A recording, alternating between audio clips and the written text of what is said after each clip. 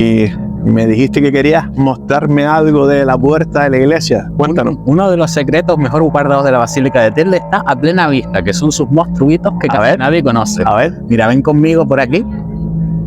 La basílica, que es de estilo gótico tardío, esconde un par de criaturas así fantásticas. Aquí, por ejemplo, en la parte de abajo tienes lo que en su momento se veía de forma mucho más clara, ahora es una sirena.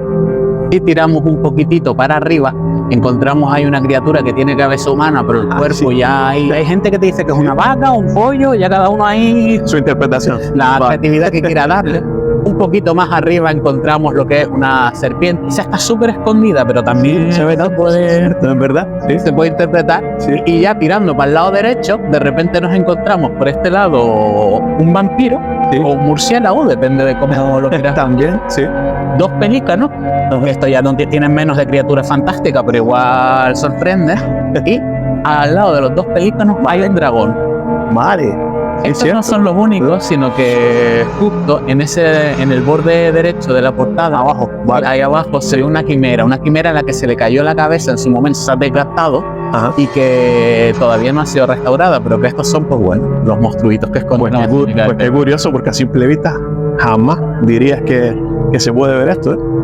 Total. Si no te fijas bien, eres alguien observador, no lo ves tú. Total, estas son las cosas que uno tiene que estar ahí poniendo el ojo, pero también porque hay otros que antes que nosotros lo han puesto y así lo sabemos. Qué guay. Dieguito, Iguaro. encantado de tenerte aquí en lo que hay detrás y gracias por recibirnos. No sé si esta es tu ciudad de adopción o tu ciudad de nacimiento. Mi ciudad de adopción. De adopción, Y yo vale. siempre digo que soy majorero de Terde. Vale. Mira, y cuéntanos un poco a grandes rasgos. ¿Quién es Dieguito? ¿Quién es? Un personaje. Pero bueno, para resumírtelo, soy una persona que en los últimos años me he dedicado a hacer rutas culturales para mostrar una historia de Canarias que no se suele contar tanto, sobre todo lo que es la población residente, aquellos que vivimos en Canarias, aquello relacionado con, por ejemplo, la historia de las brujas, también incluso historia de la sexualidad, Te preguntaré por eso luego. historia de la esclavización. Mucha gente desconoce que aquí existieron personas esclavizadas hasta el siglo XIX. Y eso por un lado, y por otro me dedico también a cuentacuentos, que suena como algo infantil y tal, pero a mí me mola el rollo cuentacuentos para adultos. Hay historias que tú dices, no, esto lo cuentan los abuelos y las abuelas. Qué guay. Mira, y traducción e interpretación estudiaste, por lo que veo. ¿Fue? ¿Vocación o fue el camino que cogiste para dedicarte a eso? Fue la pereza en mi caso, que es una carrera que suele tomarse Es un objetivo, también es un motivo, no pasa nada. Pero yo con el tema de traducción e interpretaciones, porque mi familia es bastante curiosa, o sea, mi familia es latinoamericana, soy brasileño argentino, Vale. pero durante o sea, yo nací y me crié en Fuerteventura, pero durante una época migramos a Suiza. Entonces en Suiza yo aprendí alemán en el colegio. Ay, qué interesante. Y claro, al volver aquí seguía manteniendo el alemán con mi padrastro, que era suizo y eso. Y traducción e interpretación pues se convirtió en plan, pues bueno, en casa se habla alemán, mis padres hablan entre ellos inglés, yo hablo con mi madre español. ¿Cuál es tu mismo? Esto, para adelante. Luego fácil no fue, pero yo pensé que iba a ser fácil. Ya, imagino. Pero bueno, fue, lo tenía cerca, dijiste, pues esto. Lo tengo a mano, ¿no? Más o menos. Me fue a la península, yo tiré para allí y después decidí ya, no, yo quiero quedarme en Canarias. Yo guardo esa experiencia. Hito, ojeando información tuya, he visto también que eres amante de los libros, amante de la lectura, ¿no?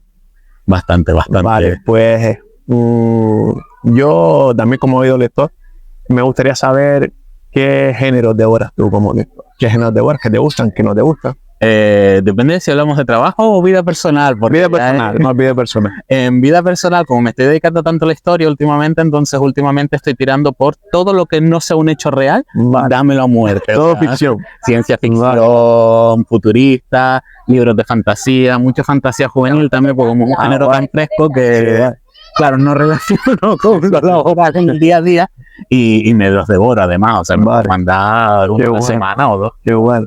Mira, y también quería preguntarte, la narración oral, ¿nos puedes contar un poco qué es y cómo se utiliza como vehículo un poco, ¿no? Para la divulgación cultural que tú haces? Los narradores orales somos lo que también se llama cuentacuentos o cuenteros muchos, aquellos que contamos pues las historias de toda la vida que cuenta la gente. Cuando las personas escuchan cuentacuentos a narrador, muchas veces se imaginan cuentos infantiles, que es verdad que nosotros los contamos, Sí. pero también mantenemos lo que es la tradición oral de una sociedad y la vamos difundiendo. Hay muchas historias, por ejemplo, de aquí, de la tradición canaria, que para los finados suelen salir muchísimo, que claro, de cómo va creando la gente leyendas o historias sobre nuestros propios ancestros.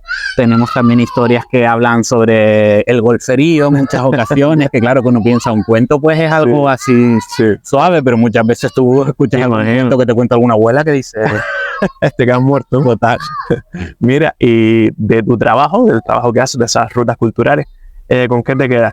¿Con qué te sientes tú más realizado? ¿Qué te gusta más? Lo que más me da auténtico placer realmente es ver cómo las personas pueden tener así muchas una oportunidad de descubrir Canarias y descubrir nuestra historia, nuestra ancestralidad. Sí.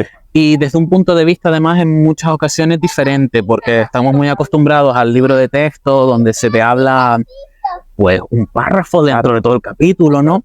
Y entonces hay como una sensación de que Canarias tiene una historia muy pequeñita, muy cortita, ¿no? Y no es así para nada. Un montón de veces es como, en algún momento se pobló por aborígenes, luego se conquistó y luego llegas hoy en día. Y claro, esos son 2000 años de historia mínimo. Han pasado hay muchos matices, ¿no? Muchísimos. No, tío. Y también quería conocer un poco el tema de esas rutas que haces. Sé que haces varias y de diferentes tipos. ¿Cuáles son tus predilectas? Las que tú dices, bueno, estas me gustan más. Luego te preguntaré por las eróticas después de eso, que sé que me las vas a nombrar ahora, pero ¿cuáles son las que más te llaman la atención y las que más? Eso es difícil, porque es como elegir entre papá y mamá, ¿verdad? Sí. Sí, es verdad que, a ver, todas en general de las que realizo sobre la historia de las brujas, sobre la historia de la muerte, cómo ha ido cambiando en el cementerio, la esclavización, la ruta erótica, a todas les tengo muchísimo cariño. Algunos es verdad que me han llevado mucho trabajo, por ejemplo la ruta de las brujas. Yo estuve 4 meses en el archivo del Museo Canario leyendo los archivos de la Inquisición. Entonces a esa ruta le tengo especial cariño por el tema del... Por cómo te lo curraste, por el gran esfuerzo que tuve que ponerle detrás. Luego la historia de la esclavización es un capítulo súper invisibilizado en la historia de Canarias, que marca cómo se ha desarrollado Canarias, y a esa le tengo predilección en el sentido de que todas las personas que vienen descubren una historia que no se esperaban cuando hablas de estos temas, que muchas veces son nuestros propios ancestros, y claro, la gente se sorprende con eso. Sí es verdad que la que más emocionalmente me puede marcar es la ruta que hago en las visitas al cementerio de Vegueta, sí, porque en ellas hablo de cómo va cambiando la cultura de la muerte a lo largo de los siglos en Canarias, y tenemos muchos registros de que hubo muchos momentos en los que la muerte no se llevaba con un luto tan doloroso como hoy en día, sino una celebración de la vida de esa persona para tener, pues, pasar el luto de forma colectiva. O sea, ¿cómo nos hemos relacionado con nosotros con la muerte a lo largo del tiempo? Claro, ha ido cambiando mucho, ahora nos estamos haciendo de una forma más aislada, y mientras hago esa ruta veo como la misma gente, bueno, y al final de ella me dicen, ay, pues hay cosas que les gustaría recuperar de nuestras tradiciones antiguamente y cómo vivirlo con más normalidad y cómo... Qué guay. Vivir así en grupo, digamos, esas situaciones. Qué bien. Mira, y ahora sí, háblame un poco de esas rutas eróticas, porque a mí me llama mucho la atención y creo que es algo que a la gente también le puede llamar mucho la atención y le puede interesar, porque no es algo común unas rutas que se vean en otros sitios. Por lo menos yo no lo he visto, que he viajado bastante, he hecho algunos tours, rutas, y eso de momento yo no lo he visto. Háblanos un poco de qué va el tema. Eso es porque uno quiere ser original y se lo Y lo consigue. Y claro, a ver, la historia de la sexualidad a mí me fascina, porque dentro de la historia de la sexualidad que encuentras cómo la gente a nivel popular, o sea, si nosotros hubiéramos nacido en 1500 o en 1700, ¿cómo habríamos vivido este tema? Y claro, eso es un tema que a ti te afecta casi siempre, porque tanto si eres una persona que es sexualmente activa, digamos, o seas una persona sexual, son tus formas de vivir la sexualidad. Y entonces tenemos muchísimo, yo creo que por situaciones del pasado reciente en las que piensas que Canarias pues siempre ha sido quizás heterosexual, o te hablando de la historia de Canarias y siempre parece que ha sido heterosexual y que las mujeres no han podido disfrutar del placer en muchas ocasiones, y luego te vas a las fuentes populares y descubres cantos, descubres tradiciones donde hay eso totalmente diferente. Claro, hay una sexualidad femenina muy fuerte, donde la gente deja, yo muchas veces cuando hago esa ruta le digo, es que tu bisabuela y tu tatarabuela probablemente eran más modernas que tú. O sea, porque a través de ciertas Está todo pronóstico, pero o sea, sí. bailes, cantos diferentes que tú dices como el reggaetón se queda flojo al lado de ciertas cosas. Ya. Mira, también tienes otra faceta de la que me interesa bastante, que es tu faceta como fotógrafo, de fotografía. Mi hermano. Tu hermano, vale, perdón. Sí, por eso quería preguntarte, porque creo que tienen un trabajito ahí que se llama Ni Bajas ni Maleantes, si mal no recuerdo, y me gustaría que nos hablaras un poco para la gente. Mi hermano es fotógrafo profesional, entonces como yo cuento historias y él hace fotos, decidimos a ver si nos juntábamos. Un crossover, ¿no? Total. Y esto surgió por la historia de mi campamento de verano en Fuerteventura, que es en Tesía, que es donde está el albergue juvenil, donde hacíamos pues el campamento Berenquén, que es el campamento allí para los chiquillos. Y esto de pequeñito, ¿no? De chiquillo. Y cuando ya fui más mayorcito, tipo 20 años más o menos, descubrí yo y bueno, y todo mi grupo de amigos y nuestro entorno descubrimos que ese campamento de verano, que hoy en día sigue siendo un albergue juvenil, durante el franquismo fue utilizado como campo de concentración. Claro, de repente ahí como que empiezas a pensar, ¿no? Los recuerdos que tengo yo de este espacio no cuadran con cómo uso este espacio. Yo también soy una persona que pertenece al colectivo LGTBI. Entonces me quedé con la curiosidad de saber qué ha pasado aquí.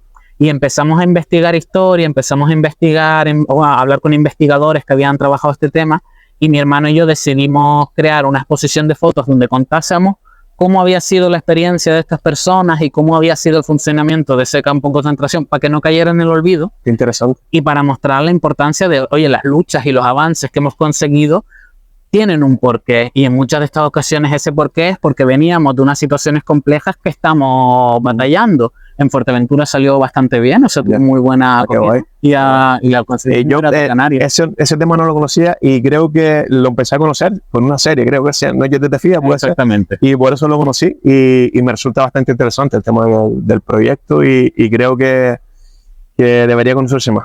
Debería conocerse más porque es algo que pertenece a nuestra historia y que, como tú dices, bueno, en fin, debería conocerse y que es algo que deberíamos conocer para valorar en ese sentido. Bueno, no por el tema histórico, sino por el tema donde vivimos y darle un poquito de contexto.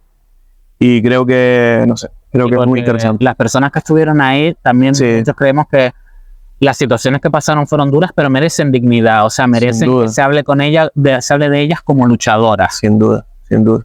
Mire, ya lo último que quería cuestionarte es tus proyectos futuros. ¿Tienes algo en mente? Más rutas, diferentes rutas, otros proyectos diferentes culturales, alternativos. ¿Tienes en mente algún proyectillo ahí que nos puede interesar? A algunos sí que le puedo hacer spoiler. Bueno, a los que pueda, a los que pueda. En concreto hay uno que estoy intentando sacar con Institución X, no voy a decir el nombre porque todavía no ha salido, así que la publicidad se da cuando censuramos.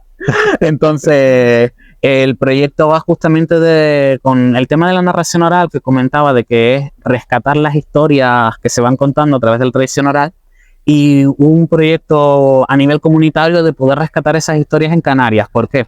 Pongo un ejemplo. En la aldea hubo una revuelta que se ha podido reconstruir gracias a la tradición oral, porque los que fue una gente que batalló por los derechos de los campesinos aldeanos contra la nobleza en aquella época, y a nivel judicial en los archivos faltaba información porque se callaron las bocas, porque se defendieron entre ellos. Pero las familias siguieron manteniendo las historias de quienes habían estado en la revuelta, quienes habían liderado, quienes habían puesto dinero, y 100 años después se ha podido reconstruir esa historia gracias a que lo han mantenido, a que ellos mismos decidieron seguir manteniendo la memoria de sus antepasados. Muy bien. Entonces, claro, descubres no solo cuentos o leyendas, sino también descubres historias muy empoderantes que en su momento no se podían contar porque podía ser problemático. Muy empoderantes y muy reales. Claro, pero que hoy en día tú dices como, Dios mío, referentes potentísimos que tenemos aquí. Y no conocemos. Y no conocemos, justamente. Totalmente. Qué bueno.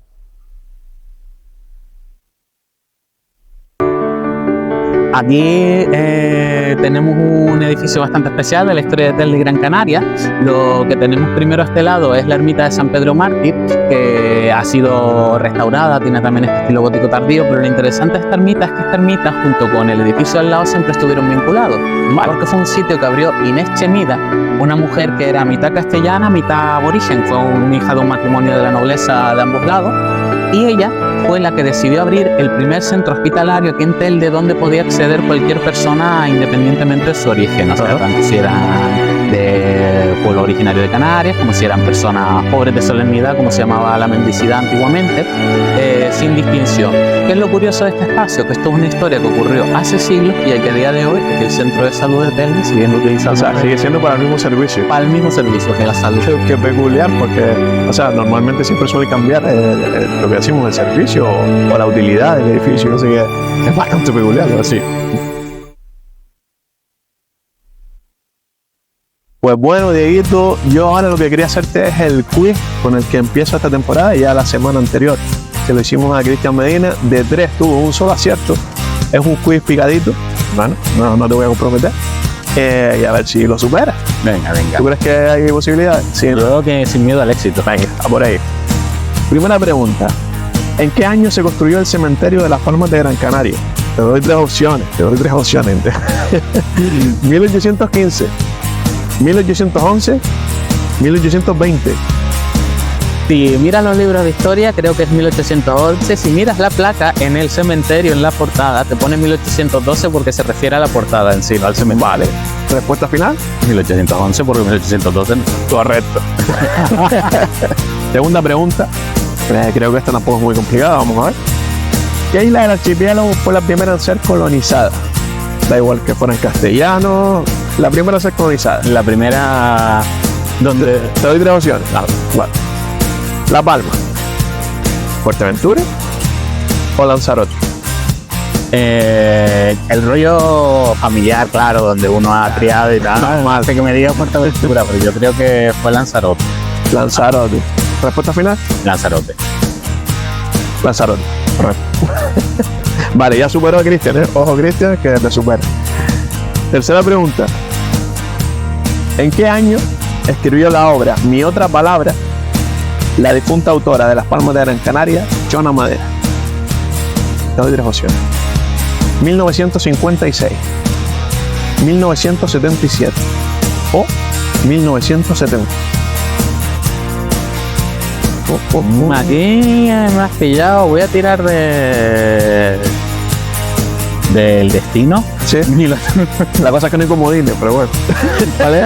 ¿Puedes repetirla? Sí, primera, 1956. Segunda, 1977.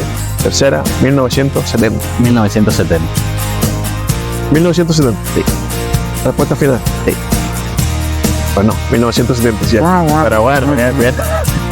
Pero bueno, dos aciertos. Te pones en cabeza de esta temporada en lo que es, ¿verdad? Quería decir 3 puntos, colega, pero no. Bueno, 2 puntos. No está mal, no está mal. Mire, y ahora ya para finalizar, pues tienes tu espacio, la cámara es tuya, puedes decir lo que quieras, preguntar lo que quieras. Tu espacio, así que puedes explayarte. Perdón, no.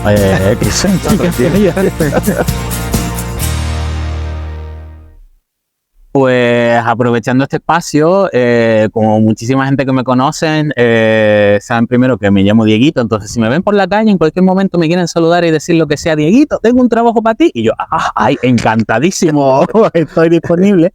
Y básicamente si me quieren encontrar en redes, me van a encontrar con el nombre de Axis Mundi, Axis con X, Mundi con I latina al final, que significa eje del mundo. Esto es porque yo soy una persona que no tiene humildad y eso me encanta.